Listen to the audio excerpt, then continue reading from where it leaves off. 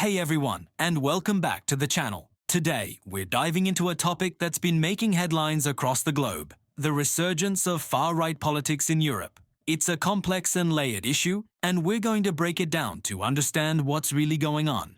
So, what do we mean when we say far-right? Generally, these are political parties and movements that emphasize nationalism, strong borders, and a more traditional view of culture and society. They often express skepticism towards international organizations like the European Union and take a hard stance on immigration. For decades after World War II, these ideas were on the fringe of European politics. But now, they're not just gaining traction, they're winning elections and entering governments. Let's look at some examples. In Italy, Giorgia Meloni's Brothers of Italy, a party with roots in post-fascist movements, leads the government. In France, Marine Le Pen's National Rally has become a major political force, consistently reaching the final round of presidential elections.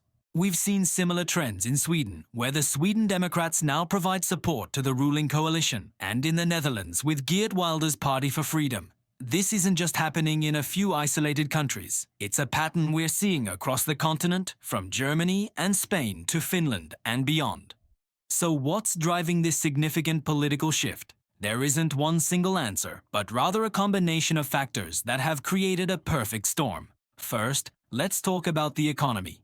Many people feel left behind by globalization. They've seen jobs disappear, wages stagnate, and the cost of living soar. The 2008 financial crisis, the Eurozone debt crisis, and more recently, the economic fallout from the pandemic and inflation have all fueled a sense of economic anxiety and insecurity.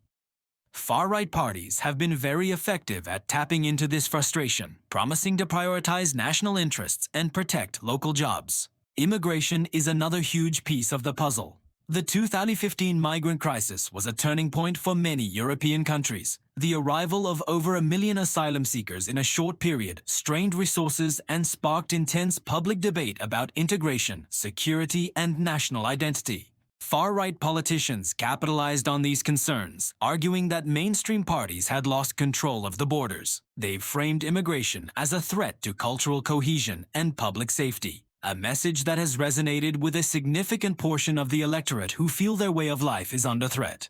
Then there's the cultural dimension, often referred to as the culture wars.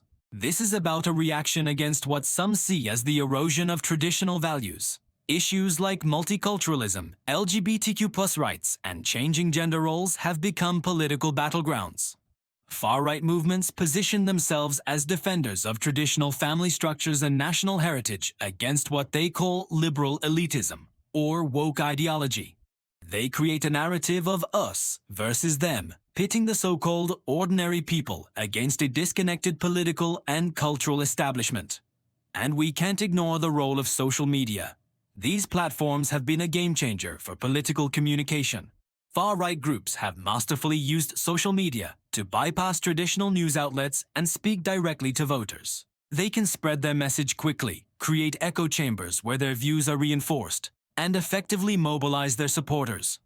Their messaging is often simple, direct, and emotionally charged, making it highly effective in the fast-paced online world. So what does this all mean for the future of Europe? The rise of the far-right is posing a serious challenge to the post-war European project, which was built on principles of cooperation, integration, and liberal democracy. We could see more disputes within the European Union over issues like migration policy, budget rules, and foreign policy. There are also concerns about the potential erosion of democratic norms, protections for minorities, and the rule of law within member states governed by these parties. This is a dynamic and ongoing story, and it's crucial for all of us to stay informed and engaged. Understanding the root causes of this political shift is the first step. What do you think is the biggest factor driving this trend? Let me know your thoughts in the comments below. Thanks for watching, and if you found this video insightful, please give it a like and subscribe for more deep dives into the issues shaping our world. See you next time.